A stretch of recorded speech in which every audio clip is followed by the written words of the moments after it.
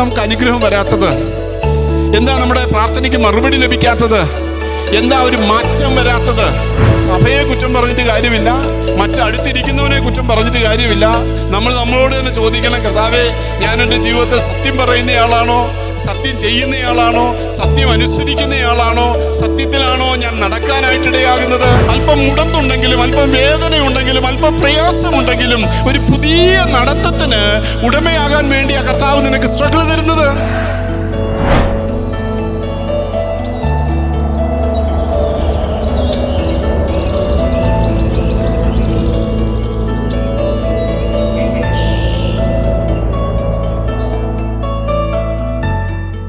ഇന്ന് പകൽക്കാലം ദൈവത്തെ ആരാധിപ്പാൻ കർത്താവ് നമ്മെ സഹായിച്ച വലിയ കൃപയെ ഓർത്ത് ദൈവത്തെ സ്തുതിക്കുന്നു. ഉൽപ്പത്തി പുസ്തകം 32-ാം അധ്യായം അതിൻ്റെ 22 മുതൽ 32 വരെയുള്ള വേദഭാഗം വായിക്കാൻ ആഗ്രഹിക്കുന്നു. പൂർണ്ണമായിട്ട് ഒരുമിച്ച് വായിക്കുന്നില്ല. അതിൻ്റെ 22, 23, 26 വരെയുള്ള വാക്യം നമുക്ക് പ്രാരംഭമോ വായിക്കാം. ഉൽപ്പത്തി പുസ്തകം 32-ാം അധ്യായം അതിൻ്റെ 22 മുതൽ. രാത്രിയിൽ അവൻ എഴുന്നേറ്റു, തൻ്റെ 2 ഭാര്യമാരെയും 2 ദാസിമാരെയും 11 പുത്രന്മാരെയും കൂട്ടി യാബോക്ക് കടവ് കടന്നു.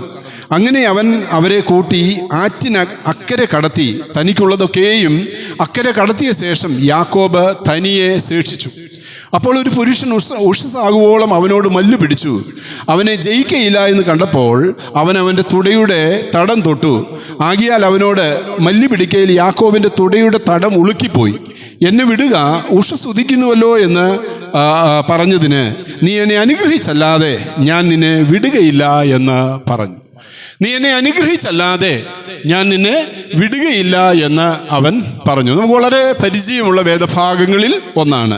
വിശ്വാസ പിതാവായ അബ്രഹാമിൻ്റെ മകനായ ഇസ്ഹാക്കിൻ്റെ മകനായ യാക്കോബിൻ്റെ ചരിത്രത്തിൻ്റെ ഒരു ഭാഗമാണ് നമ്മൾ വായിച്ചത്, അല്ലേ? നമ്മളെപ്പോഴും പറയുന്നതാണ്, കർത്താവേ, നീ എന്നെ അനുഗ്രഹിച്ചല്ലാതെ ഞാൻ നിന്നെ വിടുകയില്ല. അനുഗ്രഹം പ്രാപിക്കണമെന്ന് ആഗ്രഹിക്കുന്ന ദൈവമക്കളാണ് നമ്മളെല്ലാവരും. നമ്മുടെയൊക്കെ ക്രിസ്തീയ ജീവിതത്തിൽ പലപ്പോഴും കർത്താവ് നമ്മളെ അനുഗ്രഹിച്ചിട്ടുണ്ട്. ഇനിയും ദൈവം അനുഗ്രഹിപ്പാനായിട്ട് മതിയായവനാ.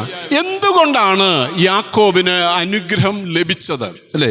ദൈവത്തിൻ്റെ വചനത്തിൽ ഏത് കാര്യം ലഭിക്കുമ്പോഴും അത് കണ്ടീഷണലാണ് എന്ന് കാണാനായിട്ട് കഴിയും. കണ്ടീഷണലാ. ദൈവത്തിൻ്റെ അനുഗ്രഹം വേണമെന്ന് നിങ്ങൾ ആഗ്രഹിച്ചാൽ പോരാ, പ്രാർത്ഥിച്ചാൽ മാത്രം പോരാ, ഉപവസിച്ചാൽ മാത്രം പോരാ. ദൈവത്തിൻ്റെ പ്ലാനിലും പദ്ധതിയിലേക്കും നിങ്ങൾക്ക് കടന്നു വരാനായിട്ട് കഴിയുമ്പോഴാണ് അനുഗ്രഹം ലഭിക്കുന്നത് എന്ന് ഞാൻ എൻ്റെ വ്യക്തി ജീവിതത്തിലും വചന പഠനത്തിൽ നിന്നും മനസ്സിലാക്കിയിട്ടുള്ളൊരു കാര്യമാണ്. അനുഗ്രഹം, കർത്താവേ, എനിക്ക് അനുഗ്രഹം വേണം, അല്ലേ? ചിലരൊക്കെ പറയും, എൻ്റെ കടഭാരം മാറണം, എൻ്റെ രോഗം സൗഖ്യമാകണം, എൻ്റെ ആവശ്യങ്ങൾ, അല്ലെങ്കിൽ പല വിഷയങ്ങളാണല്ലോ. ഞാനിത് കോമണായ 1-2 പറഞ്ഞു എന്നേ ഉള്ളൂ. ഇതൊന്നുമല്ല, മറ്റു പല വ്യത്യസ്തങ്ങളാകുന്ന സാഹചര്യങ്ങളുമുണ്ട്. എങ്ങനെയാണ് അത് പ്രാപിക്കാനായിട്ട് കഴിയുന്നത്? ഇന്നത്തെ കാലത്ത് പ്രാർത്ഥനയൊക്കെ വളരെ ആവശ്യമുള്ള ഒരു കാലത്താണ് നമ്മൾ ജീവിക്കുന്നത്. കൊലപാതകങ്ങൾ വർദ്ധിക്കുന്നു, അപകടങ്ങൾ വർദ്ധിക്കുന്നു. ഭവനത്തിനകത്ത് പോലും ആരും സുരക്ഷിതല്ലാത്തതായ കാലത്താണ് നമ്മൾ കഴിയുന്നത്. മീഡിയ, അല്ലേ? വാർത്ത തുറന്നാലുടൻ കുഞ്ഞുങ്ങൾ പരസ്പരം അടികൂടുന്നതും, സ്കൂൾ കുട്ടികൾ വളരെ മൃഗീയമായ നിലയിൽ അടികൂടുന്നതും പരിക്കേൽക്കുന്നതും, അവരുടെ തല പൊട്ടി കഴിഞ്ഞ ദിവസം ഇന്നലെ ഒരു കൊച്ച് മരിക്കാനായിട്ട് ഇടയായി. അങ്ങനെ എത്രയോ സംഭവങ്ങൾ ഓരോ ദിവസവും വരുന്നു. അപ്പൊ ഇതിൻ്റെ എല്ലാം പരിഹാരം എന്താണ്? ദൈവത്തിൻ്റെ അനുഗ്രഹം അല്ലെങ്കിൽ ദൈവിക നന്മകൾ പ്രാപിക്കാനായിട്ട് കഴിയുക എന്നുള്ളതാണ്. ഞാൻ അധികം വർണ്ണിക്കുന്നില്ല. ഇവിടെ യാക്കോബ് എന്തുകൊണ്ടാണ് അനുഗ്രഹിക്കപ്പെട്ടത്? അവിടെ 22-ാം വാക്യത്തിൽ യാക്കോബിനെ ദൈവം അനുഗ്രഹിച്ചതിൻ്റെ കാരണങ്ങളിൽ 3 കാരണങ്ങളും 7 അനുഗ്രഹങ്ങളും പറഞ്ഞ് ഇരിക്കാമെന്നാണ് ഞാൻ താല്പര്യപ്പെടുന്നത്. കമ്പിവാചകങ്ങളിൽ പറയാം. 10 കാര്യങ്ങൾ കമ്പിവാചകങ്ങൾ എനിക്ക് തന്ന സമയത്ത് ഞാൻ നിർത്തുന്നതാണ്. എന്തുകൊണ്ട് ദൈവം യാക്കോബിനെ തൊട്ടു? യാക്കോബിനെ തൊടാനുള്ള ഒന്നാമത്തെ റീസൺ പലതുണ്ട്. അവിടെ 22-ൽ എഴുതിയിരിക്കുകയാണ്, രാത്രിയിൽ അവൻ എഴുന്നേറ്റു. ആമേൻ. രാത്രിയിൽ അവൻ എഴുന്നേറ്റു. നമുക്കെല്ലാം നമ്മുടെ ജീവിതത്തിൽ ഒരു എഴുന്നേൽപ്പ് ആവശ്യമുണ്ട്. നമ്മളെല്ലാം ഇങ്ങനെ ഫ്രീസ് ആയിട്ടിരിക്കുക. വർഷങ്ങളായിട്ട് ഇങ്ങനെ കേട്ട് പഴകിയ സന്ദേശങ്ങളും കേട്ട് പഴകിയ പാട്ടുകളും എല്ലാം പാടി എന്നും ഒരേപോലെയായി ഇങ്ങനെ ഫ്രീസ് ആയിട്ടിരിക്കുന്ന അനുഭവത്തിൽ നിന്നും ദൈവ മക്കൾക്ക് എല്ലാവർക്കും, എനിക്കും നിങ്ങൾക്കും വ്യക്തികളായി കുടുംബങ്ങളായി നമുക്കെല്ലാം ആവശ്യമായിരിക്കുന്നത് ഒരു എഴുന്നേൽപ്പ് നമുക്ക് ആവശ്യമായിരിക്കുന്നു, അല്ലേ? യെശയ്യാവിൻ്റെ പുസ്തകത്തിൽ നമ്മൾ വായിക്കുന്ന എഴുന്നേറ്റ് പ്രകാശിക്ക, നിന്റെ പ്രകാശം വന്നിരിക്കുന്നു. എഴുന്നേറ്റ് പ്രകാശം, ഒരു എഴുന്നേൽപ്പ്, ഒരു ലിഫ്റ്റപ്പ്, അല്ലേ? നിങ്ങളുടെയൊക്കെ ജീവിതത്തിൽ ആവശ്യമാണ്. യാക്കോബിനെ ദൈവം തൊടാനുള്ള ഒരു കാരണം, അവൻ രാത്രിയിൽ എഴുന്നേറ്റു. അവൻ ദൈവസന്നിധിയിൽ, എന്തിനായിരിക്കാം രാത്രിയിൽ എഴുന്നേറ്റത്? അവൻ ദൈവസന്നിധിയിൽ ഇരിക്കാനായിട്ട് എഴുന്നേറ്റു എന്ന് വേണം ആ ഭാഗം ധ്യാനിക്കുമ്പോൾ നമുക്ക് കാണാൻ സാധിക്കുന്ന. ഒരു പ്രയാണത്തിനായിട്ടാണ് എഴുന്നേറ്റതെന്ന് നമുക്കറിയാം. ഒരു വലിയ യാത്രയ്ക്കായിട്ട് താൻ ഒരുങ്ങുകയാണ്, അല്ലെങ്കിൽ ഒരു യാത്രയുടെ മധ്യയാണ്. യാബോക്ക് കടവിൻ്റെ അരികിൽ എത്തി നിൽക്കുകയാണ്. ആ സമയത്ത് ഈ കടവിനക്കരെ ശത്രുക്കളുണ്ട്, തനിക്ക് ഭാരങ്ങളുണ്ട്. താൻ തന്നെ വഞ്ചിച്ചതായ തൻ്റെ സഹോദരൻ തന്നോട് പ്രതികാരം ചെയ്യുമോ എന്നുള്ള ഭാരത്തിലാണ് താൻ ആയിരിക്കുന്നത്. അതുകൊണ്ട് തന്നെ ഈ പ്രയാണത്തിൻ്റെ മധ്യേ യാക്കോബ് രാത്രിയിൽ അവൻ എഴുന്നേറ്റു. എൻ്റെയും നിങ്ങളുടെയും ക്രിസ്തീയ ജീവിതത്തിൽ പ്രിയപ്പെട്ടവരെ, നമുക്കൊക്കെ രാത്രിയിൽ ദൈവസന്നിധിയിൽ എഴുന്നേൽക്കാനും പ്രാർത്ഥിക്കാനും ഒക്കെ സാധിക്കുന്നുവെങ്കിൽ ദൈവം നമ്മെ തൊടും. നമ്മുടെ വിഷയങ്ങളെ തൊടും, നമ്മുടെ ആവശ്യങ്ങളെ തൊടും, നമ്മുടെ സാഹചര്യങ്ങളെ തൊടും, നമ്മുടെ ആ വ്യക്തി ജീവിതത്തെ തൊടുവാനായിട്ടിടയായിത്തീരും. നമ്മുടെ ജീവിതത്തിലേക്ക് ദൈവത്തിൻ്റെ കൃപ ഇറങ്ങി വരുവാനായിട്ട് ഇടയായിത്തീരും. രണ്ടാമത്തെ കാരണം നമുക്ക് അവിടെ വായിക്കാനായിട്ട് സാധിക്കുന്നത്, അവൻ രാത്രിയിൽ അവൻ എഴുന്നേറ്റു, തൻ്റെ ഭാര്യമാരെയും 2 ദാസിമാരെയും 11 പുത്രന്മാരെയും കൂട്ടി യാബോക്ക് കടവ് കടന്നു. അങ്ങനെ അവൻ അവരെ കൂട്ടി അക്കരെ കടത്തി, തനിക്കുള്ളതൊക്കെയും അക്കരെ കടത്തിയ ശേഷം 2 യാക്കോബ് തനിയെ ശേഷിച്ചു. Jacob was left alone. ആമേൻ. അതിനൊരു വലിയ അർത്ഥമുണ്ട്. ഞാൻ ആ ഭാഗം ധ്യാനിച്ചപ്പോൾ കർത്താവ് എന്നോട് സംസാരിച്ചത്, അതിനൊരു വലിയ അർത്ഥമുണ്ട്, ഒരു വലിയ മീനിങ് ഉണ്ട്. അവൻ രാത്രിയിൽ എഴുന്നേറ്റു, ദൈവസന്നിധിയിൽ പ്രാർത്ഥിച്ചു കാണും. യാക്കോബിൻ്റെ മുൻ പ്രയാണം, ബേഥേലിലേക്കുള്ള അനുഭവങ്ങളെല്ലാം നമുക്ക് അറിയാവുന്നതാണല്ലോ. അതെല്ലാം വെച്ച് രാത്രിയിൽ ശക്തമായി ദൈവത്തോട് യാക്കോബ് പ്രാർത്ഥിച്ചു കാണും. കർത്താവേ, ഈ യാബോക്ക് കടവിനക്കരെ എൻ്റെ സഹോദരൻ എന്നെ കാത്തിരിപ്പുണ്ട്. എൻ്റെ പഴയകാല ചെയ്തികൾ, എന്നോട് അവൻ ചെയ്യാൻ സാധ്യതയുള്ളതായ പ്രവൃത്തികൾ, എന്നോട് അവന് പ്രതികാരമുണ്ട്. അങ്ങനെ അവൻ്റെ അവകാശത്തെ ഞാൻ തട്ടിയെടുത്തതാണ്. അപ്പനോട് ഞാൻ കള്ളം പറഞ്ഞതാണ്. പല കാര്യങ്ങളും ഇപ്പോൾ ഞാൻ നേടിയെടുത്തിരിക്കുമ്പോൾ ഈ യാബോക്ക് കടവ് കടന്ന് ഞാൻ കർത്താവേ ഒരു പുതിയ ജീവിതം ആഗ്രഹിച്ച് ആ തൽസ്ഥാനത്തേക്ക് മടങ്ങിപ്പോകാൻ വേണ്ടിയാണ് കടന്നു വന്നിരിക്കുന്നത് എന്ന് ഒരുപക്ഷെ രാത്രിയിൽ അവൻ ദൈവത്തോട് സംസാരിച്ചു കാണും. അതിനുശേഷം 2 യാക്കോബ് തനിയെ ശേഷിച്ചു. Jacob was left alone. ദൈവസന്നിധിയിൽ താന് തനിയെ ആയിരിക്കാനായിട്ട് ഇടയായി. കർത്താവേ, എന്നോട് ഇടപെടണമേ, കർത്താവേ എന്നോട് സംസാരിക്കണമേ, കർത്താവേ എന്നെ അനുഗ്രഹിക്കണമേ. എൻ്റെ വിഷയങ്ങൾ വലുതാണ്, എൻ്റെ ഭാരങ്ങൾ വലുതാണ്. മറ്റൊരു മനുഷ്യനോട് ഷെയർ ചെയ്യാൻ കഴിയാത്ത ഭാരങ്ങളും പ്രയാസങ്ങളും പ്രതികൂലങ്ങളും എൻ്റെ ജീവിതത്തിലുണ്ട് എന്ന് പറഞ്ഞു കാണും. അവൻ തനിയെ ശേഷിച്ചു. മൂന്നാമത്തെ കാര്യം, ഞാനത് വളരെ വേഗത്തിൽ പറയുകയാണ്. അവനോടൊരു ചോദ്യം ചോദിച്ചു, അല്ലേ? യാക്കോബിനോട് ദൈവം ഒരു ചോദ്യം ചോദിച്ചു. എന്താണ്? നിന്റെ പേർ എന്താകും? യാക്കോബ് സത്യം പറഞ്ഞു. ദൈവം യാക്കോബിനെ തൊട്ടതിൻ്റെ മൂന്നാമത്തെ റീസൺ സത്യം പറഞ്ഞു എന്നുള്ളതാണ്. ഇതിനു മുമ്പ് യാക്കോബിനോട് ചോദിച്ചപ്പോൾ യാക്കോബ് എന്താ പറഞ്ഞത്? യാക്കോബിനോട് അപ്പൻ ചോദിച്ചു, നിന്റെ പേരെന്താന്ന് ചോദിച്ചു. യാക്കോബ് പറഞ്ഞു, ഞാൻ ഏശാവാണ് എന്ന് യാക്കോബ് കള്ളം പറഞ്ഞു, അല്ലേ? ഞാൻ ഏശാവാണെന്ന് പറഞ്ഞു. ഏശാവിനെ പോലെ രോമമുള്ളവനാകാൻ വേണ്ടി പല പ്രക്രിയകളും യാക്കോബ് ചെയ്തു.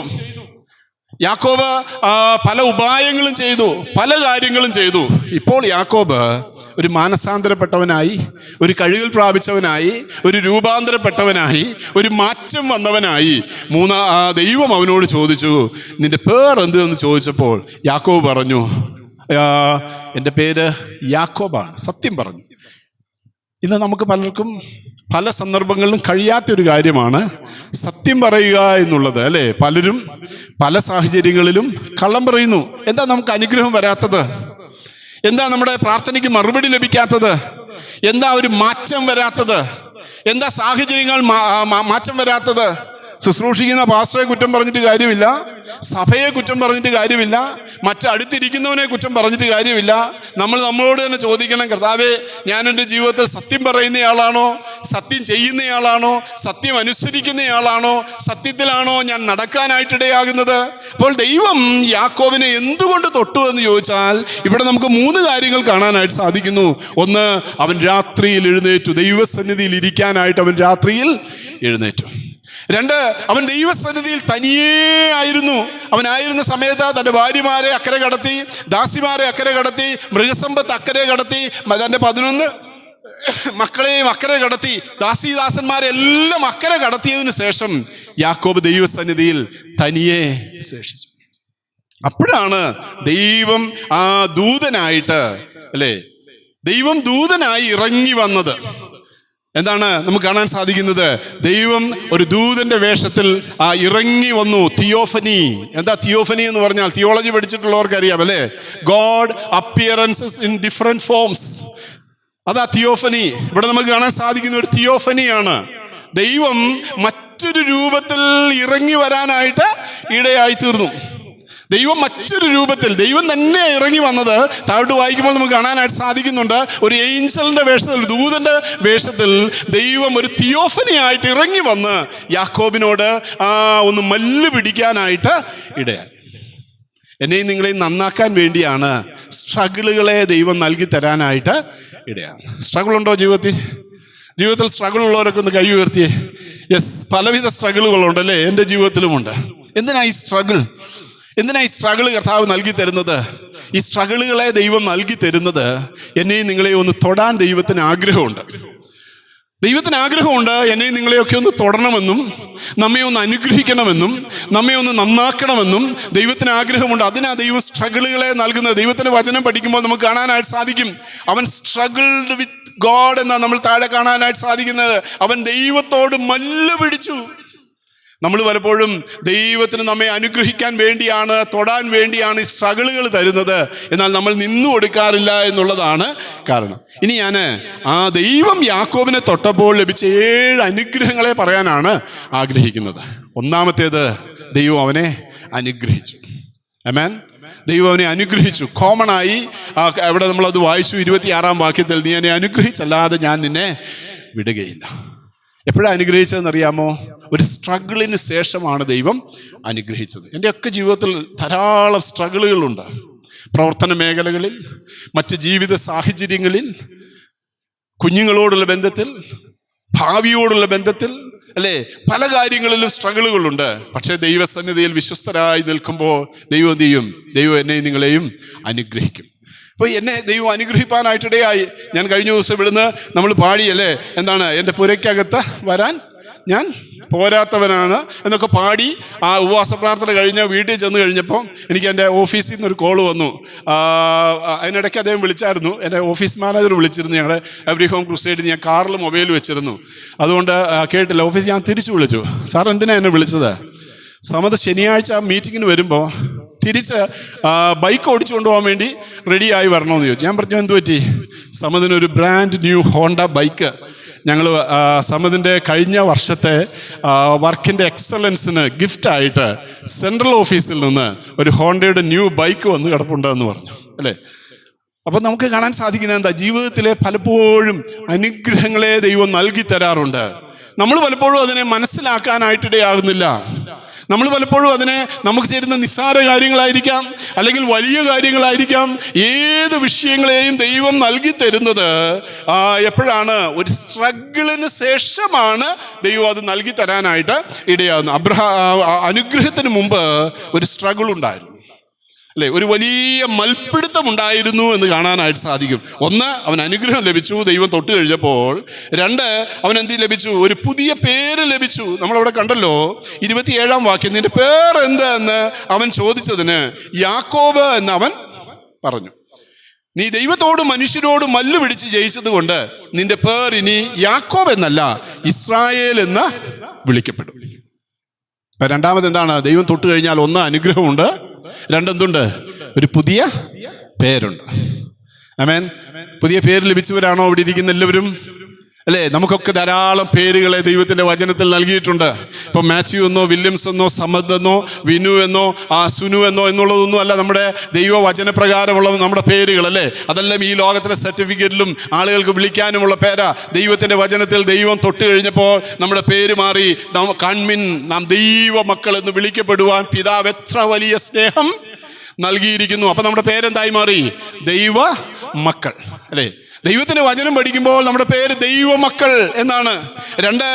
നമ്മൾ എവിടെയാ ഗലാത്യ ലേഖനം പഠിച്ചപ്പോൾ നമ്മൾ കണ്ടു, നമ്മൾ അവകാശികളാകുന്നു, അവകാശികളായി തീർന്നു. നമ്മുടെ പേര് ആത്മീയ അനുഗ്രഹത്തിന്റെ അവകാശികൾ എന്നുള്ള പേര് ദൈവം നമുക്ക് നൽകി തരാനായിട്ടിടയായി.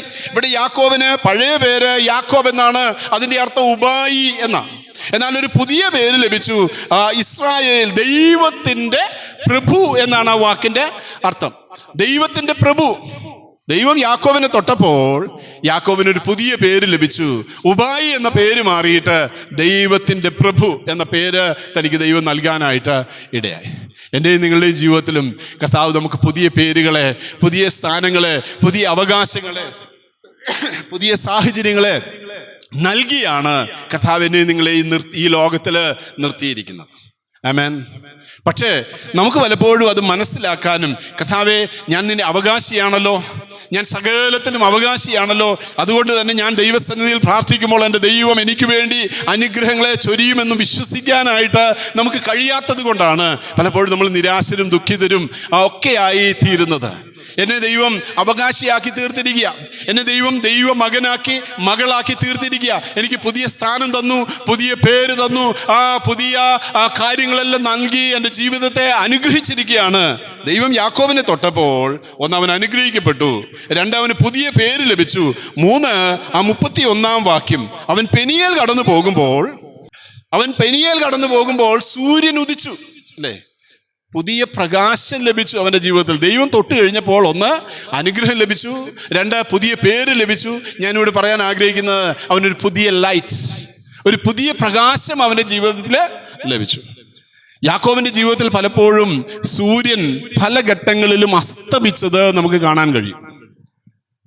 അവന്റെ പ്രയാണത്തിന്റെ മധ്യേ പലപ്പോഴും സൂര്യൻ അസ്തമിച്ചു. ഒത്തിരിയുണ്ട്, എല്ലാം വായിക്കാൻ സമയമില്ല. 28:11 നോക്കി. ആ പുസ്തകം തന്നെ 28:11, ഉൽപ്പത്തി പുസ്തകം 28:11, 10:11. എന്നാൽ യാക്കോബ് ബേർശേബയിൽ നിന്ന് പുറപ്പെട്ട് ഹാരാനിലേക്ക് പോയി. ഹാരാൻ എന്ന സ്ഥലത്ത് എത്തിയപ്പോൾ സൂര്യൻ അസ്തമിക്കൊണ്ട് അവിടെ രാപ്പാർത്തു. ഹാരാനിൽ വെച്ച്, അല്ലെങ്കിൽ ലൂസ് എന്ന പട്ടണത്തിൽ വെച്ച് യാക്കോബിന്റെ മേലെ സൂര്യൻ എന്ത് ചെയ്തു? അസ്തമിച്ചു. Light was gone.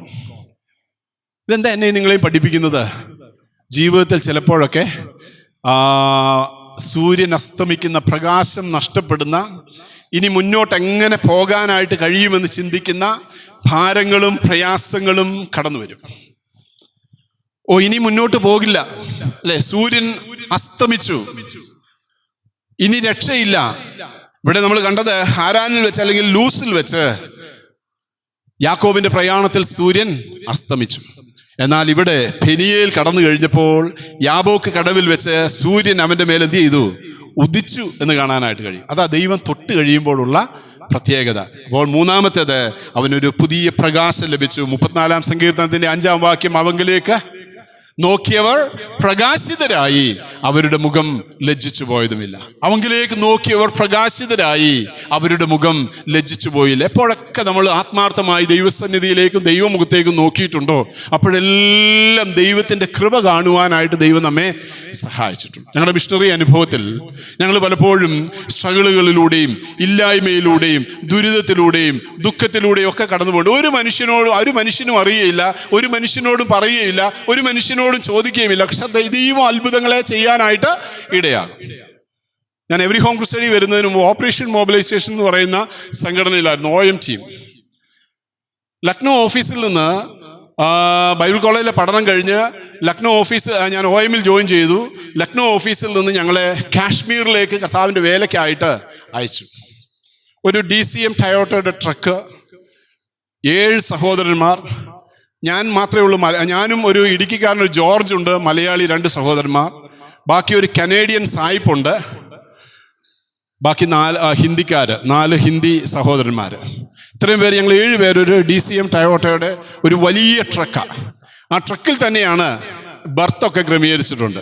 ഞങ്ങൾക്ക് അങ്ങനെ പ്രത്യേക അക്കോമഡേഷനൊന്നും എവിടെയുമില്ല. 7 ബർത്തുകൾ ആ ട്രക്കിലുണ്ട്. ഒരു വലിയ ട്രക്കാണ്, വിദേശത്ത് നിന്ന് കൊണ്ടുവന്ന ട്രക്കാണ്. ആ ട്രക്കിലാണ് ഞങ്ങൾ കിടക്കുന്നത്. പ്രഭാത കൃത്യങ്ങൾക്കൊക്കെ ആയിട്ട് വെള്ളമുള്ള എവിടെയെങ്കിലും ഞങ്ങൾ അന്വേഷിക്കും. ഇങ്ങനെ കാശ്മീരിലൂടെ ഇങ്ങനെ ഈ ട്രക്ക് ഓടിച്ച്, ഈ ട്രക്കിൻ്റെ പുറകുവശം തുറന്നാൽ അതൊരു പ്ലാറ്റ്ഫോം ആവും, ചങ്ങലയിൽ തൂങ്ങി നിൽക്കുന്ന പ്ലാറ്റ്ഫോം ആവും. ആ പ്ലാറ്റ്ഫോമിൽ നിന്നുകൊണ്ട് ചില ചാർട്ടുകൾ കാണിച്ച് പ്രസംഗിക്കണം, സുവിശേഷം പ്രസംഗിക്കണം. ചാർട്ടുകൾ കാണിക്കുന്നത് ഹിന്ദിക്കാരാണല്ലോ, ഗ്രാമവാസികളാണ്, അവർക്ക് പലപ്പോഴും വിദ്യാഭ്യാസം കുറവാണ്. പിക്ചറുകൾ കാണിച്ച് സുവിശേഷം പ്രസംഗിക്കണം. അങ്ങനെ കൂടി വരുന്നവർക്ക് ഞങ്ങൾ 1 രൂപയ്ക്ക് ഗോസ്പൽ പാക്കറ്റ് വിൽക്കും. ഗോസ്പൽ പാക്കറ്റ് ഉണ്ട് ബൈബിൾ സൊസൈറ്റിയുടെ, അത് 1 രൂപയ്ക്ക് വിൽക്കും. ചില ക്രിസ്തീയ പുസ്തകങ്ങളുണ്ട്, അതൊക്കെ ചെറിയ വിലയ്ക്ക് 50 പൈസ മുതൽ 1 രൂപ 2 രൂപ.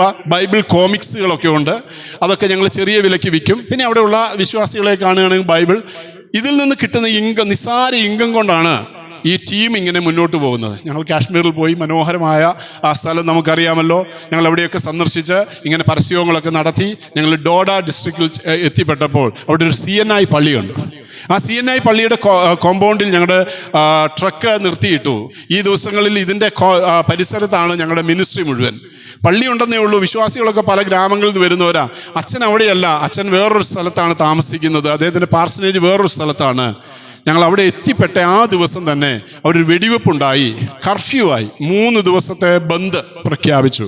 കാശ്മീരിൽ കംപ്ലീറ്റ് ആയിട്ട് 3 ദിവസത്തെ ബന്ദ്. ഞങ്ങൾക്ക് ട്രക്ക് മുന്നോട്ട് കൊണ്ടുപോകാൻ സാധിക്കില്ല. ഓഫീസുമായിട്ട് കോൺടാക്ട് ചെയ്യാനായിട്ട് മൊബൈലോ ലാൻഡ് ഫോണോ സൗകര്യങ്ങളോ ഒന്നുമില്ല. ലാൻഡ് ഫോൺ ഉണ്ടെങ്കിൽ അച്ഛനോട് വല്ലതും ചോദിച്ചാൽ അച്ഛൻ അവിടെയില്ല, പള്ളി അടച്ചിട്ടിട്ട് അച്ഛൻ പോയി. അവിടെ ഒരു ചൗക്കിദാറുണ്ട്, അയാൾ പാവപ്പെട്ട മനുഷ്യൻ, അയാൾക്കൊന്നും അറിയത്തില്ല. ഞങ്ങളാകെ പ്രയാസപ്പെട്ടു. ഞങ്ങളുടെ ടീം ലീഡർ പറഞ്ഞു, അടുത്ത 3 ദിവസം ബന്ധാ, നമ്മുടെ കയ്യിൽ നിസ്സാര പൈസയും കുറച്ച് സാധനങ്ങളും ഉള്ളൂ, നമുക്ക് എങ്ങനെയെങ്കിലും അതിജീവിക്കണം. ആമേൻ. ഞങ്ങൾ ആ ട്രക്കിലിരുന്ന് ആദ്യത്തെ ദിവസം ഉണ്ടായിരുന്ന ഗോതമ്പ് പൊടിയും ഉരുളക്കിഴങ്ങൊക്കെ വെച്ച് അഡ്ജസ്റ്റ് ചെയ്തു. 2ാമത്തെ ദിവസവും ഞങ്ങൾ ഒരു വിധത്തിൽ മുന്നോട്ട് പോയി. ഇനി 3ാമത്തെ ദിവസവും കടയൊക്കെ പുറകുവശം തുറന്നുണ്ട്, പൈസ ഉണ്ടെങ്കിൽ എന്തെങ്കിലുമൊക്കെ വാങ്ങാം. അതൊക്കെ ഞങ്ങൾ ആ 2 ദിവസത്തിനിടയ്ക്ക് ഞങ്ങൾ കണ്ടുപിടിച്ചു. പക്ഷേ 1 രൂപ ടീമിൻ്റെ അക്കൗണ്ടിൽ 1 രൂപയില്ല. ഇന്നത്തെ പോലെ ഓഫീസുമായിട്ട് കോൺടാക്ട് ചെയ്യാൻ ഗൂഗിൾ പേ ഒന്നും ഇല്ലാത്തതായ കാലം, മൊബൈൽ തന്നെ ഇല്ലാത്ത കാലം. ഞങ്ങളാകെ വിഷമിച്ചു. ഞങ്ങളുടെ ടീം ലീഡർ പറഞ്ഞു, ദയാസാഗർ UP കാരനാണ് ടീം ലീഡർ, അദ്ദേഹം പറഞ്ഞു, നാളെ നമുക്ക് നിർബന്ധിത ഫാസ്റ്റിംഗ് ആണ്. കാരണം ഫാസ്റ്റിംഗ് ഉണ്ടായിട്ടല്ല, വേറെ നിവർത്തിയില്ല, അതുകൊണ്ട് നിർബന്ധിത ഫാസ്റ്റിംഗ്. ഞങ്ങൾ രാവിലെ ടൈം ടേബിളൊക്കെ ഉണ്ട്, രാവിലെ വേക്കപ്പ് ടൈമുണ്ട്. എഴുന്നേറ്റു, പ്രഭാകൃത്യങ്ങളൊക്കെ ചെയ്തു. അരമണിക്കൂർ ക്വൈറ്റ് ടൈമാണ്. ആ ക്വൈറ്റ് ടൈമിനായിട്ട് ഞങ്ങൾ ട്രക്കിൽ അവരവരുടെ ബർത്തിൽ ഇരിക്കുന്ന സമയത്ത് ഒരു ബുള്ളറ്റിൽ ഒരു പട്ടാളക്കാരൻ മിലിറ്ററി വേഷത്തിൽ ഒരു ബുള്ളറ്റിൽ ഇങ്ങനെ ഞങ്ങളുടെ ട്രക്ക് ലക്ഷ്യമാക്കി വരുന്നു. അപ്പം ഞങ്ങൾ അവിടെ തന്നെ ഇരുന്നു. സാധാരണ കാശ്മീരിൽ കയറിയപ്പോൾ മുതൽ ഇതിനകത്തൊരു വിദേശി, ഒരു ഫോറിനർ, ഒരു കനേഡിയൻ സായിപ്പും കൂടെ ഞങ്ങളുടെ കൂടെ ഉള്ളതുകൊണ്ട് ഓരോ പോയിന്റിലും ഞങ്ങളെ ചെക്ക് ചെയ്താ ശ്രീനഗറിലേക്കാണ് ഞങ്ങൾ ലക്ഷ്യമാക്കി പോകുന്നത്, ഞങ്ങൾ വിടുന്നത്. അപ്പോൾ അയാൾ ചെക്കിങ്ങിന് വരികയെന്ന് വിചാരിച്ച് ഞങ്ങൾ അവിടെ ഇരുന്നു. പക്ഷേ അയാൾ ട്രക്കിൻ്റെ ഡോറെ കൊട്ടിയിട്ട് അദ്ദേഹം ഞങ്ങളോട് ചോദിച്ചു, നിങ്ങളാണോ ഇവിടെ ഇങ്ങനെ ക്രിസ്തീയ പുസ്തകങ്ങളൊക്കെ വിൽക്കുന്ന ആളുകൾ? ഞങ്ങൾ പറഞ്ഞു അതെ. അദ്ദേഹം പരിചയപ്പെടുത്തി, ഞാനൊരു വിശ്വാസിയാണ്, ഞാനിവിടെ ഒരു മിലിറ്ററി ഓഫീസറാണ്, ഞാനിവിടെ CNI വിശ്വാസിയാണ്, ഹിന്ദിക്കാരനാണ്. അദ്ദേഹം വന്ന് ഞങ്ങളെ സഹായിക്കാനൊന്നുമല്ല. അദ്ദേഹം പറഞ്ഞു, എനിക്കൊരു ഹിന്ദി ബൈബിൾ വേണം. അപ്പം രാവിലെ ഞങ്ങളെ അന്വേഷിച്ച ഒരാൾ ഹിന്ദി ബൈബിൾ വാങ്ങാൻ വരുന്നത് ആദ്യത്തെ അനുഭവം. ആരും ഇങ്ങോട്ട് വന്നൊന്നും വാങ്ങാറില്ല, ഞങ്ങൾ നിർബന്ധിച്ച് ഓരോരുത്തരെ പിടിപ്പിക്കുകയാണ് ചെയ്യുന്നത്. അപ്പോൾ അയാൾ പറഞ്ഞു, എനിക്കൊരു ഹിന്ദി ബൈബിൾ വേണം. അന്ന് സാധാരണ ഓർഡിനറി ഹിന്ദി ബൈബിൾ 35 രൂപയേ ഉള്ളൂ. ഞങ്ങൾ അദ്ദേഹത്തെ ഓർഡിനറി ഹിന്ദി ബൈബിൾ കാണിച്ചു. അയാൾ തിരിച്ചും മറിച്ച് നോക്കി, അയാൾ മിലിറ്ററിയിൽ ഒരു വലിയ ഓഫീസറാണ്. അദ്ദേഹം പറഞ്ഞു, അച്ഛനേ ഇത് കൊള്ളത്തില്ല, ഇച്ചിരൂടെ നല്ലതുണ്ടോ? അപ്പം ഞങ്ങൾ പറഞ്ഞു, ഉണ്ട്, കൊറിയയിൽ പ്രിന്റ് ചെയ്ത് നല്ല സിബൊക്കെ ഉള്ള നല്ല ബൈബിളുണ്ട് ഞങ്ങളുടെ കയ്യിൽ. പക്ഷേ അതിനൊരു ഒരെണ്ണത്തിന് 300 രൂപയാണ്. അദ്ദേഹം അത് ചോദിച്ചു. അദ്ദേഹം അത് വാങ്ങി. രാവിലെ അദ്ദേഹത്തിനും അദ്ദേഹത്തിൻ്റെ ഭാര്യയ്ക്കുമായിട്ട് 600 രൂപ തന്ന് 2 ബൈബിള് ഞങ്ങളോട് വാങ്ങി. ഞങ്ങളുടെ നിർബന്ധിത ഫാസ്റ്റിംഗ് മുടങ്ങി. ഞങ്ങൾ കടയിൽ പോയി സാധനമൊക്കെ, അന്നത്തെ 600 രൂപ എന്ന് പറഞ്ഞാൽ വലിയ എമൗണ്ടാണ് കേട്ടോ. ഇന്ന് നിങ്ങൾ വിചാരിക്കും 600 രൂപ 7 പേരും ഒരു നേരം കഴിക്കാനില്ലല്ലോ. അന്നത്തെ 600 രൂപ വലിയ എമൗണ്ടാണ്. ആമേൻ. ദൈവം അത്ഭുതങ്ങളെ ചെയ്യുന്നവനാണ്. നമ്മൾ എത്ര പേര് നമ്മുടെ ജീവിതത്തിൽ അനുഭവിച്ചിട്ടുണ്ടെങ്കിൽ തന്നെ നമ്മളത് ഓർക്കാറുണ്ടോ? നമ്മളത് മനസ്സിലാക്കാറുണ്ടോ? ജീവിതത്തിൻ്റെ പ്രതിസന്ധികളിൽ ആ യാബോക്ക് കടവിൽ വെച്ച സ്ട്രഗിള് തന്ന് നമ്മളെ നടത്തുന്നവനായ ദൈവം എന്നെ തൊടാൻ ആഗ്രഹിച്ചാണ് എനിക്ക് സ്ട്രഗിള് തരുന്നത്. എന്നെ മാറ്റുവാനാണ്, എന്നെ അനുഗ്രഹിക്കാനാണ്, എൻ്റെ ജീവിതത്തിൽ രൂപാന്തരം കൊണ്ടുവരുവാനാണ്. നമ്മൾ എത്ര പേര് ചിന്തിക്കുന്നു? അപ്പോൾ ഒന്ന്, ദൈവം യാക്കോബിനെ തൊട്ടപ്പോൾ ഒന്ന്, അവന് അനുഗ്രഹം ലഭിച്ചു. രണ്ട്, അവന് പേര് ലഭിച്ചു. മൂന്ന്, ഒരു പുതിയ പ്രകാശം അവന് ലഭിക്കാനായിട്ട് ഇടയായി. 4, അതിൻ്റെ 31 വാക്യത്തിൽ നമ്മൾ നേരത്തെ വായിച്ചു, ഈ 32 അധ്യായം 31 വാക്യം. അവിടെ നമുക്ക് ഒന്നുകൂടെ വായിക്കാം. അവൻ പെനിയേൽ കടന്ന് പോകുമ്പോൾ സൂര്യൻ ഉദിച്ചു. എന്നറിയാം, അവൻ്റെ തുടയുടെ ഉളുക്ക് നിമിത്തം അവൻ മുടന്തി ന്യൂ വാക്ക്, പുതിയ നടത്തം. ആമേൻ. യാക്കോബിന് എന്ത് ലഭിച്ചു? പുതിയ പേര് മാത്രമല്ല, ഒരു പുതിയ നടത്തം. ക്രിസ്തീയ ജീവിതത്തിൽ ദൈവം തൊട്ട് കഴിയുമ്പോൾ നമുക്കൊരു പുതിയ നടത്തമുണ്ട്. എത്ര പേർക്ക് വിശ്വസിക്കുന്നു? നമുക്ക് നമ്മുടെ നടത്തം അല്ലേ, അല്പം മുടന്തുള്ളതാണ്, അല്പം പ്രയാസമുള്ളതാണ്, അല്പം സ്ട്രഗിൾ ഉള്ളതാണ്, അല്പം വേദനയുള്ളതാണ്. എന്തിനാ ഈ വേദന തരുന്നതെന്നറിയാമോ? നമ്മളൊക്കെ നടക്കുമ്പോൾ ചില വേദനകളുണ്ട്. നടക്കുന്നതിന് മധ്യേ ചില മുള്ളുകൊണ്ടുള്ള കുത്തലുകൾ നമ്മുടെ ഹൃദയത്തിൽ ഇങ്ങനെ ലഭിച്ചിട്ടാണ് നമ്മൾ നടന്നുകൊണ്ടിരിക്കുന്നത്. എന്തിനാ കർത്താവ് അത് തരുന്നത്? ഈ വേദനകളെ നൽകി തരാനായിട്ടിടയാകുന്നത് നമുക്കൊരു പുതിയ നടത്തം ഉണ്ടാകാൻ വേണ്ടിയാ. ദൈവം അവനെ അനുഗ്രഹിക്കുന്നതിന് മുമ്പ് അവൻ്റെ തൊടയുടെ തടം തൊട്ടു എന്ന് പറയുമ്പോൾ ഉളുക്കുണ്ടാകണമെങ്കിൽ ചെറിയ തൊടലൊന്നുമല്ല. കർത്താവ് ഇച്ചിരി നന്നായി തന്നെ, ശക്തമായി തന്നെ തൊടു. ആമേൻ. ആ മസില് ദൈവം ഒന്ന് ഉടച്ചു അല്ലേ? നമ്മുടെയൊക്കെ മസിലുകളെ ചിലപ്പോഴൊക്കെ ദൈവത്തിന് ഉടയ്ക്കണമെന്ന് ആഗ്രഹമുണ്ട്. എന്തുകൊണ്ടാണ് ഉടയ്ക്കാത്തതെന്നറിയാമോ? ഇത് കൃപായുഗമായതുകൊണ്ടാണ്. ആമേൻ. നമ്മുടെ കയ്യിലിരിപ്പ് വെച്ച്, നമ്മുടെ സംസാരം വെച്ച്, നമ്മുടെ നോട്ടം വെച്ച്, നമ്മുടെ പ്രവൃത്തി വെച്ച് നമ്മളെയൊക്കെ ദൈവത്തിന് ഉടയ്ക്കാൻ ആഗ്രഹമുണ്ട്. ചിലപ്പോഴൊക്കെ ചില പ്രയാസങ്ങളും പ്രതിസന്ധികളും പ്രതികൂലങ്ങളും കർത്താവ് നമുക്ക് നൽകി തരുന്നതിൻ്റെ പിന്നിലെ ഉദ്ദേശം നമുക്കൊരു പുതിയ നടത്തം ഉണ്ടാകാൻ. ഇന്നലെ വരെ നടന്നതുപോലെ പോരാ കർത്താവേ എൻ്റെ ഇന്നത്തെ നടത്തം. 2024 നടത്തം പോരാ, എനിക്ക് 2025 എനിക്ക് കുറച്ചുകൂടെ എക്സലൻ്റായി, കുറച്ചുകൂടെ ദൈവപ്രസാദമുള്ളവനായി, കുറച്ചുകൂടെ ദൈവഹിതമുള്ളവനായി. അല്പം മുടന്തുണ്ടെങ്കിലും, അല്പം വേദനയുണ്ടെങ്കിലും, അല്പം പ്രയാസമുണ്ടെങ്കിലും ഒരു പുതിയ നടത്തത്തിന് ഉടമയാകാൻ വേണ്ടിയാ കർത്താവ് നിനക്ക് സ്ട്രഗിൾ തരുന്നത്. ആമേൻ. എത്ര പേര് വിശ്വസിക്കുന്നു? കർത്താവ് എനിക്ക് സ്ട്രഗിൾ തന്നത് എനിക്കൊരു പുതിയ നടത്തമുണ്ടാകാനാ, എൻ്റെ അനുഗ്രഹം ഒന്ന് പുതുക്കപ്പെടാൻ വേണ്ടിയിട്ടാ. എനിക്കൊരു പുതിയ പേരും പുതിയ പ്രകാശവും ഒക്കെ നൽകി തന്നിരിക്കുന്നത് ഒരു പുതിയ നടത്തമുണ്ടാകാൻ വേണ്ടിയിട്ടാണ്. നമ്മൾ എഫേസ്യ ലേഖനം 5 അധ്യായം 2 വാക്യത്തിൽ വായിക്കുന്നത് സ്നേഹത്തിൽ എങ്ങനെ നടക്കണം. എഫേസ്യർ 5:2. പുതിയ നിയമ വിശ്വാസിയുടെ നടത്തം വ്യത്യാസമുള്ള നടത്തമാണ് അല്ലേ? എഫേസ്യ ലേഖനം 5 അധ്യായം 2 വാക്യം. 1 തെസ്സലോനിക്കർ 2:11. ആദ്യം എഫേസ്യർ 5:2. ക്രിസ്തുവും നിങ്ങളെ സ്നേഹിച്ച് നമുക്ക് വേണ്ടി തന്നെത്താൻ ദൈവത്തിന് സൗരഭ്യവാസനായ വഴിപാടും യാഗവുമായി അർപ്പിച്ചതുപോലെ സ്നേഹത്തിൽ നടപ്പിൻ. ഈ നടപ്പിന്റെ പേരെന്താ? സ്നേഹത്തിലുള്ള നടപ്പ്. നമ്മുടെ നടത്തം സ്നേഹത്തിലാണോ? കൂട്ടു സഹോദരനെ കാണുമ്പോൾ അല്ലേ, എനിക്ക് ആ മിമിക്രി കാണിക്കാൻ, മോണോക്ട് കാണിക്കാൻ അറിയത്തില്ല. റജി നാരായണൻ പാസ്റ്റർ അത് നന്നായി കാണിച്ചു അല്ലേ? വന്നവർക്കറിയാം.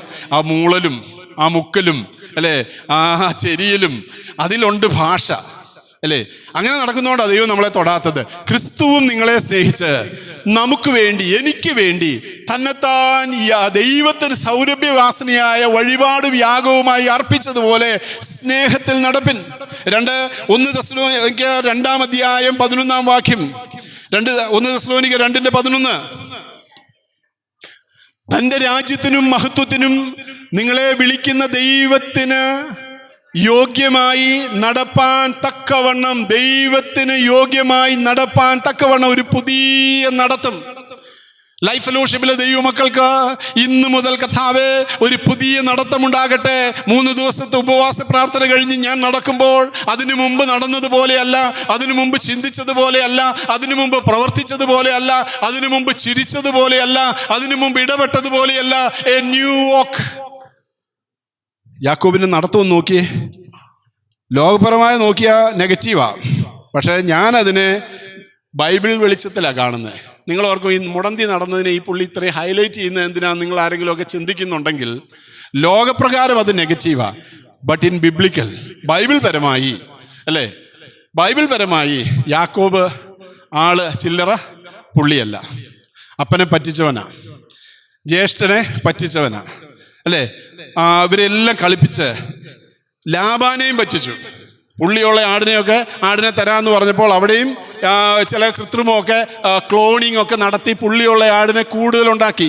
പുള്ളിക്ക് ഇങ്ങനെ ഒരു തുടക്കി ഇങ്ങനെ ഒരു ഞെക്ക് കൊടുത്താൽ മതിയോ? പോരാ, അല്ലേ? ഒരു പുതിയ നടത്തം. ഇവിടെ ലോകപ്രകാരമല്ല നമ്മൾ ചിന്തിക്കുന്നത്, ബിബ്ലിക്കലായി നോക്കുമ്പോൾ ഒരു പുതിയ നടത്തം തനിക്ക് ലഭിച്ചു. അപ്പോൾ 4 കാര്യങ്ങൾ നമ്മൾ കണ്ടു. 1, ദൈവം തൊട്ടപ്പോൾ അനുഗ്രഹം ലഭിച്ചു. 2, അവനൊരു പുതിയ പേര് ലഭിച്ചു. 3, ഒരു പുതിയ പ്രകാശം ലഭിച്ചു. 4, ഒരു പുതിയ നടത്തം ലഭിച്ചു. 5, 33-ാം അധ്യായം 4-ാം വാക്യം. 33-ാം അധ്യായത്തിന്റെ 4-ാം വാക്യം. ദൈവം തൊട്ട് കഴിഞ്ഞപ്പോൾ അവൻ ആരായി മാറി? യേശാവ് ഓടി വന്ന് അവനെ എതിരേറ്റു, ആലിംഗനം ചെയ്തു, അവന്റെ കഴുത്തിൽ വീണ് അവനെ ചുംബിച്ചു. 2 പേരും കരഞ്ഞു. ഒരു സഹോദര ബന്ധം പുനഃസ്ഥാപിക്കപ്പെട്ടു. ആമേൻ. ദൈവം തൊട്ട് കഴിഞ്ഞപ്പോൾ യാക്കോബിന്റെ സഹോദര ബന്ധം പുനഃസ്ഥാപിക്കപ്പെട്ടു. അവിടെ എന്തെല്ലാം കാണുന്നത്? 4 പ്രവർത്തികൾ, അല്ലേ? ഓടി വരുന്നത് ശരിക്കും അവൻ്റെ പള്ളയ്ക്ക് കത്തി കയറ്റാനാണെന്നായിരിക്കും ഒരു പക്ഷേ യാക്കോബ് ചിന്തിച്ചത്. അതുപോലത്തെ പ്രവൃത്തി ചെയ്തിട്ടാണ് പോയത്. പക്ഷെ അവൻ ഓടി വന്നു. യേശാവ് ദൂരമേ കണ്ട് ഓടി വന്നു. ദൈവം തൊട്ടതുകൊണ്ട് ദൈവം യാക്കോബിനെ മാത്രമല്ല തൊട്ടത്, യേശാവിന്റെ ഹൃദയത്തെയും തൊട്ടു. അറ്റുപോയ സഹോദര ബന്ധം പുനഃസ്ഥാപിച്ചു. അവനെ ആലിംഗനം ചെയ്തു, അല്ലേ? അവന്റെ കഴുത്തിൽ വീണ് ചുംബിച്ചു, കരഞ്ഞു. ബോത്ത് ഓഫ് ദം, അവർ 2 പേരും കരഞ്ഞു. ഒരാളല്ല, ബോത്ത് ഓഫ് ദം, 2 പേരും കരഞ്ഞു. ഞാൻ നിന്നെ പറ്റിച്ചല്ലോ സഹോദര, ഞാൻ നിന്നോട് ദോഷം ചെയ്തല്ലോ, ഞാൻ കർത്താവേ നിനക്ക് സഹോദര നിനക്ക് ദോഷം നിരൂപിച്ചല്ലോ എന്ന് പറഞ്ഞ് അവർ 2 പേരും കരഞ്ഞു. ഇനി അതുണ്ടാകില്ല. ഒരു പുതിയ മാറ്റം, ആ സഹോദര ബന്ധം പുനഃസ്ഥാപിക്കപ്പെട്ടു. നമ്മുടെ ഇടയിലും അറ്റുപോയ സഹോദര ബന്ധങ്ങൾ പുനഃസ്ഥാപിക്കപ്പെടട്ടെ. ആമേൻ. ഞാൻ പറയുന്നത് ലൈഫ് ഫെലോഷിപ്പിനകത്താ. ഈ ലൈഫ് ഫെലോഷിപ്പ് ചർച്ചിനകത്ത്, വെളിയിലുള്ളവരുടെ കാര്യമല്ല. ഇവിടുന്ന് കിഴക്കേക്കോട്ടയിലേക്കോ പട്ടത്തോട്ടോ കേശവാസപുരത്തോട്ടോ മാറിപ്പോയവരെ കുറിച്ചല്ല ഞാൻ ഓർപ്പിക്കുന്നത്. അതൊരു പക്ഷേ ഈസി ആയിരിക്കില്ല. ഞാൻ ഓർപ്പിക്കുന്നത് ഇപ്പോൾ ഇവിടെയുള്ള ഒരുമിച്ച് മേശയിൽ പങ്കാളികളാകുന്ന, ഒരുമിച്ച് ദൈവത്തെ ആരാധിക്കുന്ന ദൈവമക്കൾക്ക് ആർക്കെങ്കിലും എനിക്കതിന് കഴിയുന്നില്ല എന്ന് പറഞ്ഞ് മാറിയിരിക്കുന്ന ആരെങ്കിലും എന്നെ കേൾക്കുന്നുവെങ്കിൽ, പ്രിയപ്പെട്ടവരെ, ദൈവം നിന്നെ തൊടണമെങ്കിൽ, അല്ലെങ്കിൽ തൊട്ട് കഴിഞ്ഞിട്ടുണ്ടെങ്കിൽ ആ അറ്റുപോയ സഹോദര ബന്ധം പുനഃസ്ഥാപിക്കപ്പെടണം. നമുക്കറിയാവുന്ന സങ്കീർത്തനമാണല്ലോ 133-ാം സങ്കീർത്തനം. ഇതാണോ വലിയ കാര്യം, ഞങ്ങൾ എത്രയോ പ്രാവശ്യം വായിച്ചിട്ടുള്ളതാന്ന് നിങ്ങൾ ചിന്തിക്കുന്ന ആ 133-ാം സങ്കീർത്തനം ഒന്ന് വായിച്ച് അവിടെ നമുക്ക് കാണാൻ സാധിക്കുന്നത് 3 വാക്യമേ ഉള്ളൂ. ഇതാ സഹോദരന്മാർ ഒത്തൊരുമിച്ച് വസിക്കുന്നത് എത്ര ശുഭവും എത്ര മനോഹരവുമാകുന്നു. ഇതാ സഹോദരന്മാർ, അല്ലേ? ഇതാ സഹോദരന്മാർ, ഇതാ സഹോദരിമാർ, ബ്രദറൻ. ആ സഹോദരന്മാർ എന്ന് പറയുമ്പോൾ സഹോദരിമാരെ കൂടെ ചേർത്താണ്. ഇതാ സഹോദരന്മാർ ഒത്തൊരുമിച്ച് വസിക്കുന്നത് എത്ര ശുഭവും എത്ര മനോഹരവുമാകുന്നു. അത് വസ്ത്രത്തിലേക്ക്, വിളമ്പിലേക്ക്, നീണ്ടുകിടക്കുന്ന താടിയിലേക്ക്, അഹരോന്റെ താടിയിലേക്ക് തന്നെ ഒഴുകുന്നതായ അവന്റെ തലയിലെ വിശേഷ തൈലം പോലെയും പരിശുദ്ധാത്മാവിന്റെ ഒഴുക്ക. അവിടെ പഴയ നിയമ ഭാഷയിൽ പറഞ്ഞിരിക്കുന്നത് അഹരോന്റെ താടിയിലേക്ക് ഒഴുകുന്നതായ അഭിഷേക തൈലം ഒഴുകുന്നത് പോലെ സഭയ്ക്കുള്ളിൽ ഉണർവുണ്ടാകണമെങ്കിൽ എന്ത് ചെയ്യാൻ സാധിക്കണം? ആ സഹോദരന്മാർ ഒരുമിച്ച് നിൽക്കണം. ആമേൻ. ഞാൻ വിട്ടുപോയവരെ കുറിച്ചോ മാറിപ്പോയവരെ കുറിച്ചോ, അവർ വെൽ എസ്റ്റാബ്ലിഷ്ഡ് ആയിരിക്കാം, അവിടെ നമ്മൾ അവരെ കുറിച്ച് ചിന്തിക്കേണ്ട കാര്യമല്ല. ഇൻസൈഡ് ഇപ്പോഴും ലൈഫ് ഫെലോഷിപ്പിൽ ആരാധിക്കുന്ന ദൈവജനങ്ങൾ, കുടുംബങ്ങൾ ഐക്യതയിലാണോ? പരിശുദ്ധാത്മാവിന്റെ ഒഴുക്ക് ലഭിക്കണമെങ്കിൽ 3-ാം വാക്യം, സിയോൻ പർവ്വതത്തിൽ നിന്ന് പെയ്യുന്ന ഹെർമോന്യ മഞ്ഞ് പോലെ. യെസ്, അവിടെ അത് ലാസ്റ്റ് വാക്യമാണ്. അവിടെയല്ലോ യഹോവ അനുഗ്രഹവും ശാശ്വതമായുള്ള ജീവനും കൽപ്പിച്ചിരിക്കുന്നത്. എവിടെ? സഹോദരന്മാർ ഒത്തൊരുമിച്ച് വസിക്കുന്നു. കൈകോട് കൈ കോർത്ത് നിന്ന് സഭയുടെ ബെറ്റർമെന്റിനായി പ്രവർത്തിക്കാൻ, സഭയുടെ ആത്മീയ അനുഗ്രഹത്തിനായി പ്രവർത്തിക്കാൻ പ്രസിഡന്റും സെക്രട്ടറിയും ട്രസ്റ്റീസും മാനേജിംഗ് ട്രസ്റ്റിയും എല്ലാവരും, പാസ്റ്റേഴ്സും അൽമായരും അല്ലേ, ചർച്ച് മെമ്പേഴ്സും, വ്യത്യാസമൊന്നുമില്ല. രക്ഷിക്കപ്പെട്ട ദൈവമക്കൾ എല്ലാവരും രാജകീയ പുരോഹിത വർഗമാണ്. നിങ്ങളോ അന്ധകാരത്തിൽ നിന്ന് എൻ്റെ അത്ഭുത പ്രകാശത്തിലേക്ക് വിളിക്കപ്പെട്ടവൻ്റെ സൽഗുണങ്ങൾ ഘോഷിപ്പാൻ തക്കവണ്ണം തിരഞ്ഞെടുത്ത രാജകീയ പുരോഹിത വർഗമാകുന്നു. ഞാനും നിങ്ങളും രക്ഷിക്കപ്പെട്ടവരാണെങ്കിൽ വി ആർ നോട്ട് ഓർഡിനറി. ഇവിടെ ആരും ഓർഡിനറി ആയിട്ടില്ല. ഈ സഭയിലെ എല്ലാ അംഗങ്ങളും രാജകീയ പുരോഹിതന്മാരാണ്. നിങ്ങൾക്ക് എല്ലാവർക്കും റെസ്പോൺസിബിലിറ്റി ഉണ്ട്. അതുകൊണ്ട് എന്തിനുള്ള റെസ്പോൺസിബിലിറ്റി? ഒത്തൊരുമിച്ച് വസിക്കുവാൻ. അവിടെയല്ലോ യഹോവ അനുഗ്രഹവും തരുന്നത്, അനുഗ്രഹവും ശാശ്വതമായ ജീവനും കൽപ്പിച്ചു. ഇപ്പൊ യാക്കോബിനെ ദൈവം തൊട്ടപ്പോൾ 5 കാര്യങ്ങൾ കണ്ടു. അനുഗ്രഹം ലഭിച്ചു, പേര് ലഭിച്ചു, പുതിയ പ്രകാശം ലഭിച്ചു, പുതിയ നടത്തം, വാക്കിംഗ് സ്റ്റൈൽ കിട്ടി, സഹോദര ബന്ധം പുനഃസ്ഥാപിക്കപ്പെട്ടു. 6-ാമത്തേത് 33:11 പുതിയ കൃപ ലഭിച്ചു. ആമേൻ. നോക്കിയേ, യാക്കോബ് പറയാണ്, എനിക്ക് എന്ത് ലഭിച്ചു? എനിക്ക് കൃപ ലഭിച്ചു. രക്ഷിക്കപ്പെട്ട ദൈവമക്കളായ നമുക്ക് എല്ലാവർക്കും എന്താ ലഭിച്ചതെന്നറിയാമോ? ഗ്രേസ്, കൃപ. നമ്മൾ ഈ ദിവസങ്ങളിലെല്ലാം ഏറ്റവും കൂടുതൽ ചിന്തിക്കുകയും പഠിക്കുകയൊക്കെ ചെയ്യുന്ന കൃപയെക്കുറിച്ചാണ്. ബൈബിൾ സ്റ്റഡിയിൽ കയറുന്നവർക്ക് അറിയാം, ഗലാത്യ ലേഖനം മുഴുവൻ നമ്മൾ കൃപയെക്കുറിച്ചാണ് ധ്യാനിച്ചുകൊണ്ടിരിക്കുന്നത്. അബ്രഹാമിന് ലഭിച്ച അനുഗ്രഹം കൃപയാൽ നമ്മിലേക്ക് വന്നു എന്നാണ് നമ്മൾ പഠിക്കുന്നത്. അതിൻ്റെ പ്രത്യേകതകൾ, അതുകൊണ്ട് അവകാശികളായി, അതുകൊണ്ട് മക്കളായി, അതുകൊണ്ട് നന്മ ലഭിച്ചു, അതുകൊണ്ട് അനുഗ്രഹം ലഭിച്ചു അല്ലേ. യാക്കോബ് ഇവിടെ പറയുകയാണ്, ദൈവം എന്നോട് കൃപ ചെയ്തിരിക്കുന്നു, എനിക്ക് വേണ്ടുവോളമുണ്ട്. തൃപ്തി ഉണ്ടായി അല്ലേ, തൃപ്തി, കണ്ടന്റ്മെന്റ്. നമുക്ക് വല്ലവർക്കും എന്തില്ല? തൃപ്തിയില്ല. ജീവിതത്തിൽ തൃപ്തിയുണ്ടോ? തൃപ്തരാണോ ഞാനും നിങ്ങളും? എന്താ തൃപ്തിയുടെ അടിസ്ഥാനം? ദൈവത്തിന്റെ വചനം പറയുന്ന തൃപ്തിയുടെ അടിസ്ഥാനം എന്താ? ഉണ്മാനും ഉടുപ്പാനും ഉണ്ട് എങ്കിൽ മതി എന്ന് വിചാരിക്കാം. അതാ തൃപ്തിയുടെ അടിസ്ഥാനം. അതില്ലാത്ത ആരെങ്കിലും ഉണ്ടോ ഇവിടെ? കൈ ഉയർത്തിക്കേ. ഉണ്മാനും ഉടുക്കാനും ഇല്ലാത്ത ആരെങ്കിലും? ആരുമില്ല അല്ലേ. തൃപ്തിയുണ്ട്. തൃപ്തിയുള്ളവരൊക്കെ ഒന്ന് കൈ ഉയർത്തിയേ. ആമേൻ, ഹല്ലേലൂയ. എനിക്ക് ഉണ്മാനും ഉടുക്കാനും എല്ലാം കർത്താവ് തന്നിട്ടുണ്ട്. തൃപ്തിയുണ്ട്. എത്ര അനുഗ്രഹമായിട്ടാണ് കർത്താവ് എന്നെയും നിങ്ങളെ നടത്തുന്നത് അല്ലേ. കുഴിമന്തി എന്നുള്ള ബോർഡ് കണ്ടാൽ കഴിക്കണമെന്ന് ആഗ്രഹമുണ്ട്, പൈസയുണ്ട്, കഴിക്കാൻ പറ്റാത്ത പ്രശ്നമുള്ളൂ. കൊളസ്ട്രോളിൻ്റെ അളവ് ഓർക്കുമ്പോൾ, ഷുഗറിൻ്റെ അളവ് ഓർക്കുമ്പോൾ അല്ലേ, മറ്റു പലതും, കിഡ്നി, ക്രിയാറ്റിൻ്റെ കൂടുതൽ അല്ലേ. പൈസ ഇല്ലാത്തതുകൊണ്ടൊന്നുമല്ല, നമുക്കെല്ലാവർക്കും ഉണ്ട്, ആവശ്യത്തിലധികം ഉണ്ട് അല്ലേ.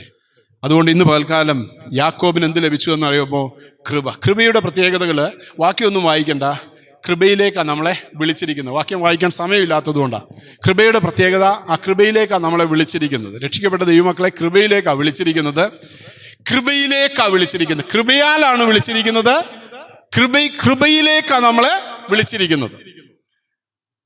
വാക്യമുണ്ട്, ഗലാത്യ ലേഖനം ഒക്കെ ധാരാളം വാക്യങ്ങളുണ്ട്. ഞാൻ വാക്യം വായിച്ച് സമയം കളയാനില്ലാത്തത് കൊണ്ടാണ്. കർത്താവ് നമ്മെ കൃപയാൽ വിളിച്ചു അല്ലേ. ഗലാത്യ ലേഖനം 1-ാം അധ്യായം, അവൻ നമ്മെ കൃപയാൽ വിളിച്ചു. ഈ പട്ടണത്തിൽ എത്രയോ ആളുകളുണ്ട്, അവർക്കൊന്നും ഇല്ലല്ലോ അല്ലേ. നമ്മളെ കർത്താവ് കണ്ടു. ഇവിടെ ഇരിക്കുന്ന ഓരോരുത്തരും, എന്നെ എൻ്റെ ദൈവം കൃപയാൽ വിളിച്ചു. മലപ്പുറം ജില്ലയിൽ നിന്ന് കർത്താവ് എന്നെ കൃപയാൽ വിളിച്ചു. ഈ തിരുവനന്തപുരത്ത് കർത്താവ് നിർത്തി. അത് ദൈവത്തിൻ്റെ കൃപയാൽ വിളിച്ചു. 2, കൃപയിലേക്ക് വിളിച്ചു അല്ലേ. കൃപയിലേക്ക് വിളിച്ചു.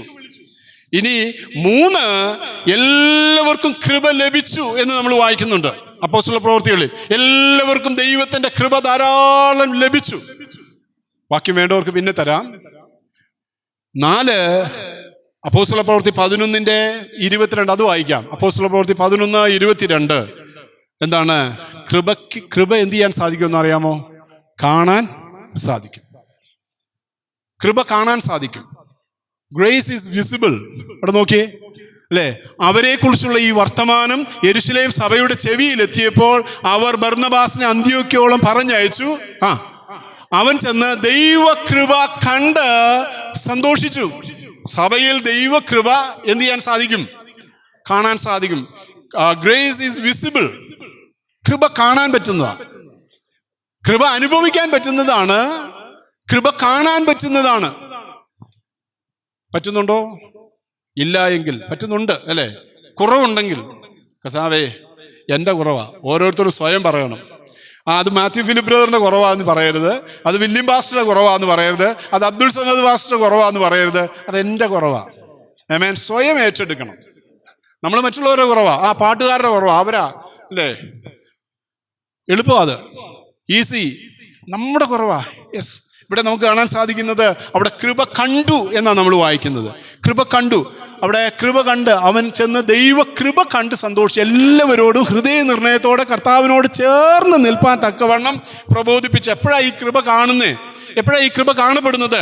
എല്ലാവരും ചേർന്ന് നിൽക്കുന്നിടത്താണ് കൃപ കാണുന്നത്. ആമേൻ. ചേർന്ന് നിൽക്കണം. പുറത്തുള്ളവരുടെ കാര്യമൊക്കെ വിട്. Inside the church life fellowship, Parottukonam unit, അതിനെക്കുറിച്ചാണ് ഞാൻ സംസാരിക്കുന്നത്. പുറത്തുള്ളവരുടെ കാര്യമല്ല. അവർ വരണ്ടപ്പം വന്നോളും, ചേരേണ്ടപ്പം ചേർന്നോളും, അല്ലെങ്കിൽ അവരവിടെ കൃപ അനുഭവിച്ചോളും. ഇപ്പോഴിവിടെ ആയിരിക്കുന്ന ദൈവമക്കളെ കുറിച്ചാണ് ഞാൻ സംസാരിക്കുന്നത്. Each and every one stay together, ഒരുമിച്ച് നിൽക്കുക. അപ്പോഴെന്ത് സംഭവിക്കും? Grace will be visible. ആമേൻ. അപ്പോൾ കൃപ കാണപ്പെടും. ഉപവാസ പ്രാർത്ഥനയ്ക്ക് വരണം, ബൈബിൾ സ്റ്റഡിക്ക് വരണം, ഇടയോഗങ്ങൾക്ക് വരണം, എന്തെല്ലാം മീറ്റിങ്ങുകളോ അതിലൊക്കെ വരണം. ആരോഗ്യ പ്രശ്നമുള്ളവരും പ്രായമുള്ളവരും കണ്ണു കാണാൻ അവരെ കുറിച്ചല്ല, അല്ലാത്തവര് വരണം അല്ലേ? അപ്പോഴാ ദൈവത്തിൻ്റെ കൃപ കാണപ്പെടുവാനായിട്ട് ഇടയാകുന്നത്. അപ്പോൾ കൃപ കാണുന്നതാണ്. മോശയ്ക്ക് ആഗ്രഹം ഉണ്ടായിരുന്നു. പുറപ്പാട് പുസ്തകം 33 അധ്യായത്തിൻ്റെ 13 വാക്യം വായിച്ച് മോശ ദൈവത്തോട് അഭിമുഖമായി സംസാരിക്കുമ്പോൾ മോശ പറയുന്ന ഒരു കാര്യമുണ്ട്. പുറപ്പാട് പുസ്തകം 33 അധ്യായം 13 വാക്യം. പുറപ്പാട് പുസ്തകം ആകയാൽ എന്നോട് കൃപയുണ്ടെങ്കിൽ, കർത്താവേ എന്നോട് കൃപയുണ്ടെങ്കിൽ ാകുവാൻ തക്കവണ്ണം, ആകയാൽ എന്നോട് കൃപയുണ്ടെങ്കിൽ നിന്റെ വഴി എന്നെ അറിയിക്കണമേ. നിനക്ക് എന്നോട് കൃപയുണ്ടാകുവാൻ തക്കവണ്ണം ഞാൻ നിന്നെ അറിയുമാറാകട്ടെ. I may know you. കർത്താവേ, എനിക്ക് നിന്നെ ഒന്നുകൂടെ രുചിച്ചറിഞ്ഞ് നിന്റെ അകൃപകളെ എൻ്റെ ജീവിതത്തിൽ പ്രാപിക്കുവാനായിട്ട് നീ എന്നെ സഹായിക്കണമേ എന്നുള്ളതാണ് മോശ പ്രാർത്ഥിക്കുന്നത്. കർത്താവേ, നിനക്ക് എന്നോട് കൃപയുണ്ടെങ്കിൽ നീ എന്നെ വഴി കാണിക്കണം.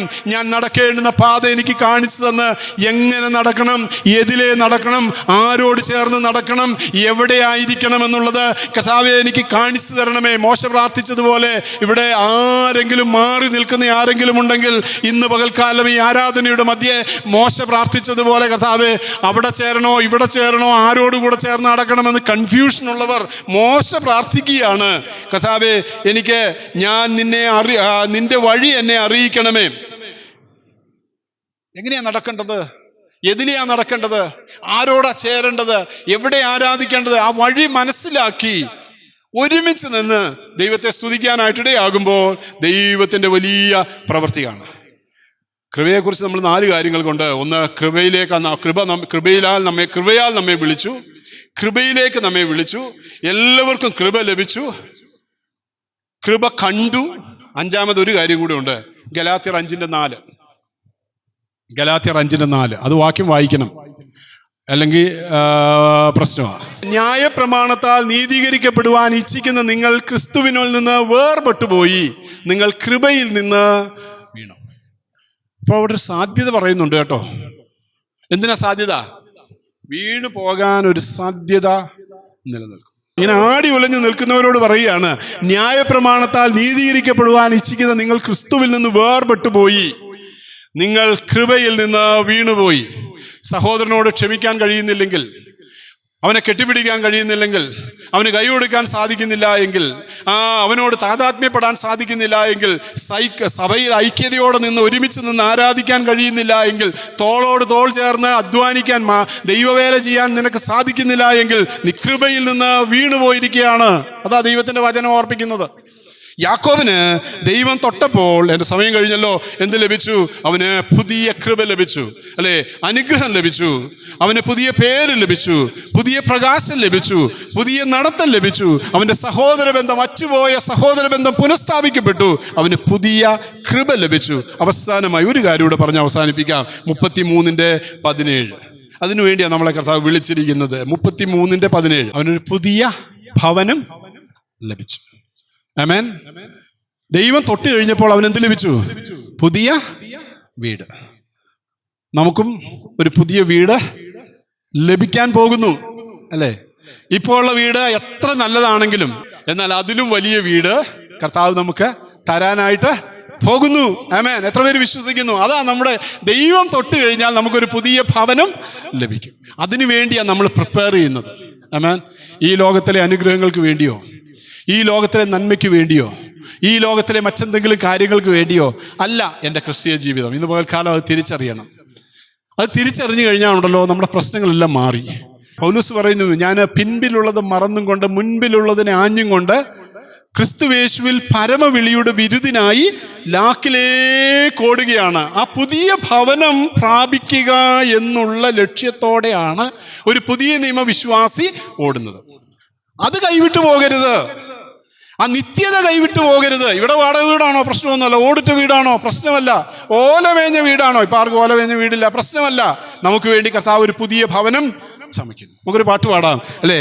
എൻ്റെ ദേശം ഈ വീടേയല്ല, ഈ ലോകം ശാശ്വതമല്ല, എനിക്കായിട്ടേശു നായകൻ ഒരുക്കുന്നുണ്ടൊരു ഭവനം, എനിക്കായിട്ടേശു നായകൻ ഒരുക്കുന്നുണ്ടൊരു ഭവനം. ഇന്ന് പകൽക്കാലം ആ പ്രത്യാശയിൽ ജീവിപ്പാനായിട്ട് കർത്താവ് നമ്മെല്ലാവരെയും സഹായിക്കട്ടെ.